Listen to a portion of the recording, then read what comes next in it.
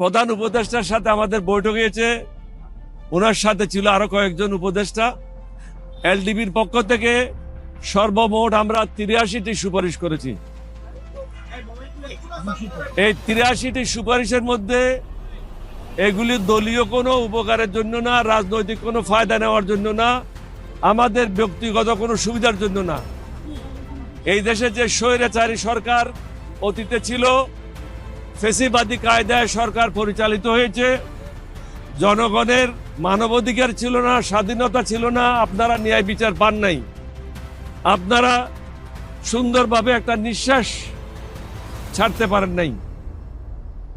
অসহনীয় একটা অবস্থায় আপনারা বসবাস করেছেন গত 15 বছর যাবত। তত্ত্বাবধায়ক সরকারের প্রধানকে আমরা বলেছি, এই 83টি যে প্রস্তাব সুপারিশ আমরা দিয়েছি, এগুলি যেগুলি উনি মনে করবেন অন্তর্বর্তীকালীন সরকারের জন্য যেগুলি সংস্কারের জন্য প্রয়োজন বা নিয়মিত রুটিন কাজের জন্য প্রয়োজন, এগুলি গ্রহণ করবেন, বাকিগুলি গ্রহণ করার প্রয়োজন নাই। আমাদের মূল লক্ষ্য হলো একটা পরিচ্ছন্ন বাংলাদেশ, দুর্নীতি মুক্ত বাংলাদেশ, চাঁদাবাজ মুক্ত বাংলাদেশ। এখনো পর্যন্ত আমরা বাংলাদেশকে চাঁদাবাজ মুক্ত করতে পারি নাই।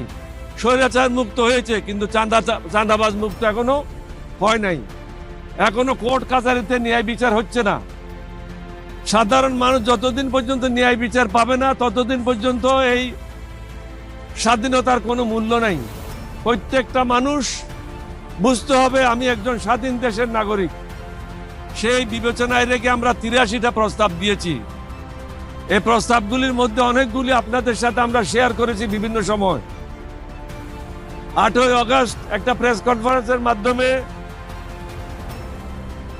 আমি 30টা প্রস্তাব দিয়েছিলাম সরকার, এই অন্তর্বর্তীকালীন সরকারকে, এবং 17ই আগস্ট 38টি প্রস্তাব দিয়েছিলাম। আজকে প্রস্তাব দিয়েছি 15টি নতুনভাবে, সর্বমোট 83টি প্রস্তাব। এই 83টি প্রস্তাব ওনারা যদি ভালোভাবে গ্রহণ করেন, তাহলে একটা পরিচ্ছন্ন সরকার বাংলাদেশের সামনে আপনারা পাবেন। এখানে সাধারণ মানুষের দুঃখ দুর্দশা আর থাকবে না, দুর্নীতি মুক্ত বাংলাদেশ হবে।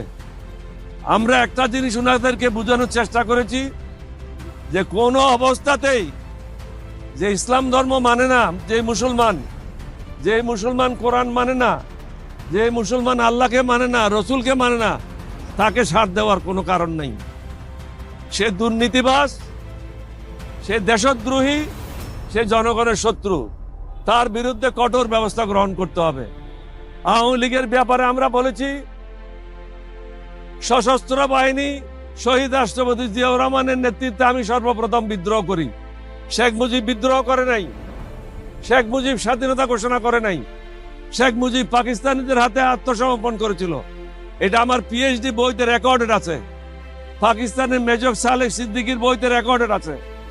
সুতরাং জামাতকে যদি ছোট ছোট তুচ্ছ কারণের জন্য তাদের নিবন্ধন বাতিল করা যায়, আমাদের হাজার ছেলে মেয়েদেরকে হত্যা করার জন্য 15 বছর আরো কয়েক হাজার গুম করার জন্য তাদেরটা কেন বাতিল হবে না? এটা বাতিল করা অত্যন্ত প্রয়োজন, কারণ না হলে আগামীতেও স্বৈরাচারের জন্ম বাংলাদেশে হবে। আমরা কিন্তু এই স্বৈরাচার সরকারকে আপনাদের মাধ্যমে বারবার বলেছি, পলানোর সুযোগ পাবেন না। আমার প্রেস কনফারেন্স যারা অ্যাটেন্ড করেছেন, আমি সবাইকে বলেছি 2024 সাল হলো গজবের বছর এবং অনেক নতুন নতুন ঘটনা ঘটবে, তাই ঘটেছে, আরো ঘটতে পারে। আমি সাবধান করে দিয়েছি। তত্ত্বাবধায়ক সরকার, অন্তর্বর্তীকালীন সরকারের প্রধানকেও বলেছি, আপনি এখনো বিপদ মুক্ত নন। এখনো যারা ষড়যন্ত্রকারী, তারা ষড়যন্ত্র করে যাচ্ছে। যারা হাসিনার পদলেখী ছিল, তার লোটা উঠাইতো, তারা এখনো চাকরিচ্যুত হয় নাই। তাদের বিরুদ্ধে দুর্নীতির অভিযোগ নিয়ে কোনো তদন্ত শুরু হয় নাই। একজন লোককে শুধু এক জায়গা থেকে অন্য জায়গায় পদ বদলি করলে সমস্যার সমাধান হবে না। যারা প্রকৃতপক্ষে দোষী, দেশের শত্রু, জনগণের শত্রু, তাদেরকে জেলে নিক্ষেপ করতে হবে, তাদের বিরুদ্ধে কঠোর ব্যবস্থা নিতে হবে। তাহলেই এই দেশের মানুষ শান্তিতে ঘুমাতে পারবে। এখন শান্তিতে ঘুমাতে পারছে না। কালকেও কোনো ব্যবসায়ের গাড়িগুলি রাজনৈতিক নেতারা এক জায়গা থেকে এক জায়গায় নেওয়ার জন্য সাহায্য করেছে। শুধু আমি পত্রিকাতে বললাম, প্রেস রিলিজ দিলাম, এটা যথেষ্ট নয়। তাদেরকে ধরে দিতে হবে, পুলিশের কাছে হস্তান্তর করতে হবে। নাগরিক হিসাবে আমাদেরও কিছু দায়িত্ব রয়েছে। আমরা শুধু রাজনীতি করব, সুন্দর সুন্দর বক্তব্য রাখবো, মন্ত্রী হব, এমপি হব, এটা না। মনুষ্যত্ব আমরা হারিয়ে ফেলেছি, মনুষ্যত্ব ফিরে নিয়ে আসতে হবে। মনুষ্যত্ব যতদিন পর্যন্ত ফিরে না আসে, বাংলাদেশে কখনো শান্তি হবে না। আমাদের লক্ষ্য একটাই, একটা সুন্দর বাংলাদেশ গঠন করা। আমরা মুক্তিযোদ্ধা, আমরা ওই ধরনের শুধু ভারতে গিয়ে রিফিউজি ক্যাম্পে থেকে মুক্তিযোদ্ধা না, আমরা যুদ্ধ করে মুক্তিযোদ্ধা হয়েছি। সুতরাং এই দেশের জন্য আমাদের থেকে বেশি প্রেম কারো থাকতে পারে না, এই দেশের মানুষের জন্য আমাদের থেকে বেশি প্রেম কারো থাকতে পারে না। অবশ্যই কঠোর হস্তে দমন করতে হবে, এবং আমরা বলেছি আমাদের পক্ষ থেকে পূর্ণ সাহায্য সহযোগিতা থাকবে। তবে এটাও বলেছি, পর্যায়ক্রমে ইউনিয়ন কাউন্সিলের নির্বাচন, পৌরসভার নির্বাচন, সিটি কর্পোরেশন নির্বাচন, জাতীয় সংসদের নির্বাচন, উপজেলা নির্বাচন, এগুলির একটা সম্ভাব্য ডেট ঘোষণা করো। সম্ভাব্য ডেট ঘোষণা করলে প্রত্যেকটা রাজনৈতিক দল তার নিজ নিজ দল নিয়ে, সংগঠন নিয়ে নির্বাচনের জন্য প্রস্তুত গ্রহণ করতে পারবে। হঠাৎ করে আপনি যদি এখান থেকে অ্যানাউন্স করেন তাহলে অসুবিধা হবে। রাজনৈতিক দলদেরকে ব্যস্ত রাখার জন্য একমাত্র অস্ত্র হলো নির্বাচনের একটা ফোরকাস্ট দিয়ে দেওয়া। এটা 6 মাস পরেও হইতে পারে, 9 মাস পরেও হইতে পারে, কিন্তু নির্বাচন তো হইতে হবে যত তাড়াতাড়ি সম্ভব। অন্তর্বর্তীকালীন সরকারের জন্য ভালো, রাজনৈতিক দলের জন্য ভালো, দেশের জন্য ভালো। তবে সংস্কার করার পূর্বে কোনো নির্বাচন হওয়া কোনো অবস্থাতে বাঞ্ছনীয় না। সংস্কার সম্পূর্ণ করতে হবে, দেশের মানুষের মধ্যে মনুষ্যত্ব ফিরিয়ে নিয়ে আসতে হবে, এবং আমাদের ছেলে মেয়েদের ভবিষ্যৎ গড়ার জন্য শিক্ষা প্রতিষ্ঠানগুলিকে সঠিকভাবে পরিচালনার জন্য সুযোগ করতে হবে।